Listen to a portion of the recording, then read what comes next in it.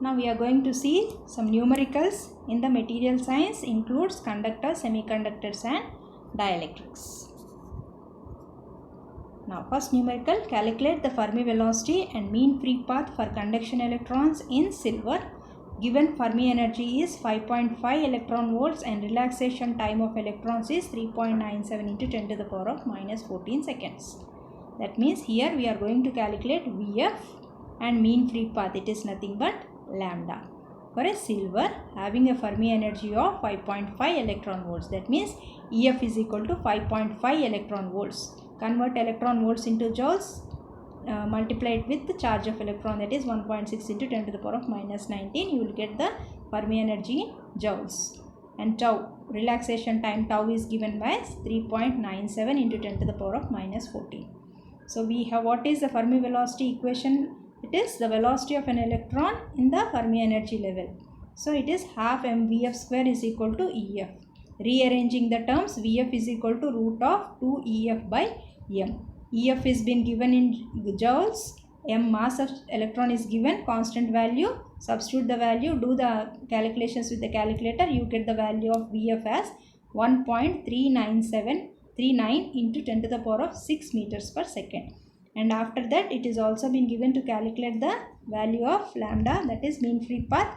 So we know that Fermi velocity is lambda by tau r, that means mean free path divided by relaxation time tau. So Vf is lambda by tau. Therefore lambda is equal to Vf into tau. We have calculated the value of Vf just now. So that multiply with the relaxation time tau given. So 1.391 into 10 to the power of 6 plus 3.97 into 10 to the power of minus 19. Multiply it and do the calculations. You will get the value as 5.522 into 10 to the power of minus 8 meters. Next we will see one more numerical. Calculate the probability of an electron occupying an energy level of 0.02 electron volts above Fermi level at 300 Kelvin. So this is a very important problem where you have to see it as, it is a probability of an electron means it is nothing but a Fermi factor. So f of E is equal to 1 by 1 plus e to the power of E minus Ef by kT. So this is the equation to calculate the probability. It is nothing but a Fermi factor. Now here what is been given, occupy energy level of 0.02 electron volts above Fermi level. So given that, we have to take it as E minus Ef as 0.02 electron volts.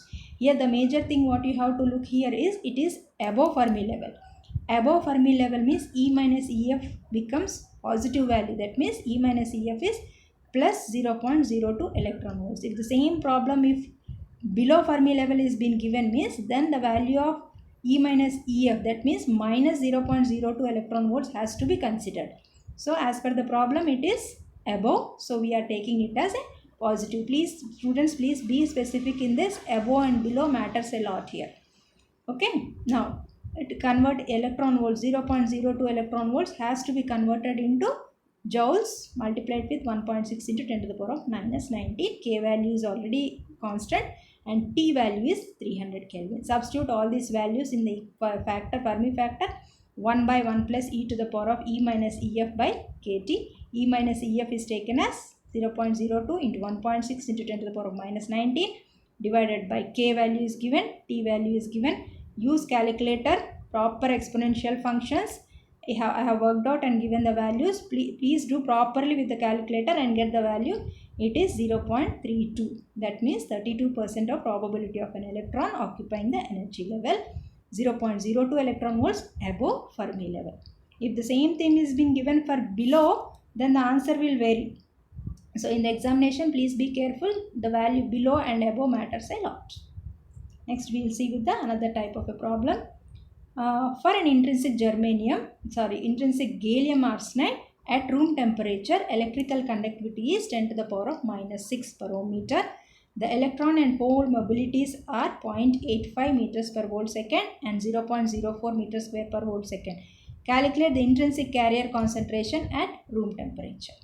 That means what is been given here, intrinsic gallium arsenide conductivity is given, sigma I is given as 10 to the power of minus 6.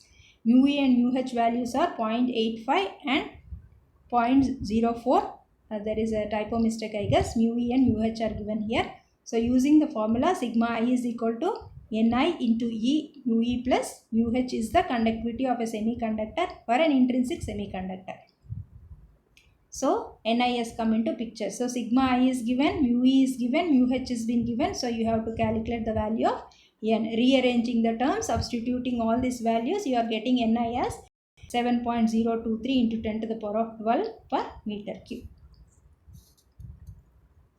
Next is fourth numerical. The Hall coefficient of a material is minus 3.68 into 10 to the power of minus 5 meter cube per coulomb.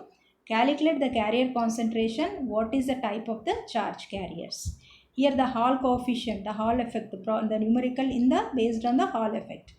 Here Hall coefficient itself is given as minus 3.68 into 10 to the power of minus 5.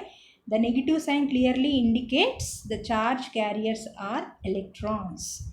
And you have to calculate the carrier concentration, that is N. So what is the relation between charge carrier Hall coefficient and the carrier concentration is RH is equal to 1 by Ne. RH is already given. We know value of E. Calculate N. Rearranging the terms for RH is equal to 1 by Ne. Therefore, N is equal to 1 by RH into E. Substitute the value of RH and E value. You get the carrier concentration as 1.7 into 10 to the power of 23 per meter cube. The next problem is, what is the polarization produced in the sodium chloride by an electric field of 500 volts per millimeter if the dielectric constant of 6. Now here it is related to dielectrics numerical. The polarization produced in sodium chloride of an electric field, that means electric field is E is given as 500 volt per millimeters. First convert this millimeters into volts per meter.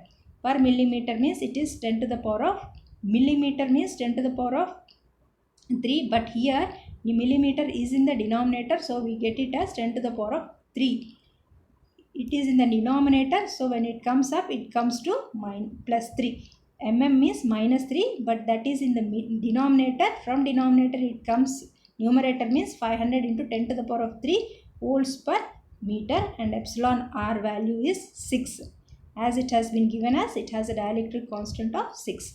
And epsilon naught value is a constant value which will be given there in, which is known, it is 8.854 into 10 to the power of minus 12 F by meter square. So calculate the polarization produced. So we have to calculate what is the value of P.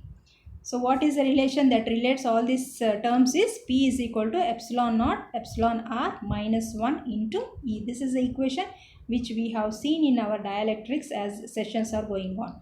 So epsilon naught value is given, epsilon R value is given, and E value of E is been given. So substitute the values here.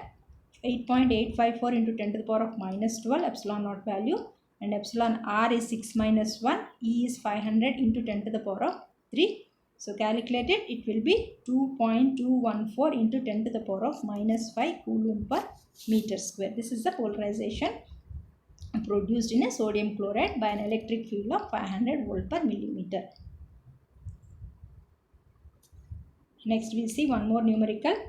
If NaCl crystal is subjected to an electric field of 1000 volt per meter and resulting polarization is 4.3 into 10 to the power of minus 8 coulomb per meter square, calculate the dielectric constant of NaCl. So this is a little bit different from the previous problem.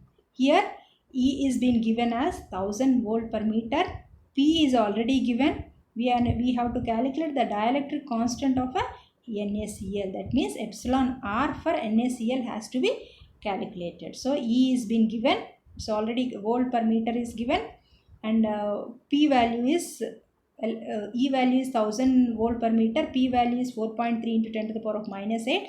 Epsilon naught value is constant, and epsilon R we have to calculate. So we have, as per the previous problem, the same formula. P is equal to epsilon naught into epsilon R minus 1 into E. Rearranging the terms, because P is given, epsilon naught is constant, capital E electric field is been given, we need to calculate epsilon R, which is nothing but a dielectric constant. Rearranging the terms, you get the formula as epsilon R is equal to 1 plus P by epsilon naught into E. value of P is given, value of E epsilon naught is been given, and value of E is been given. Calculate with the calculator and get the answer. It is 5.757. Thank you.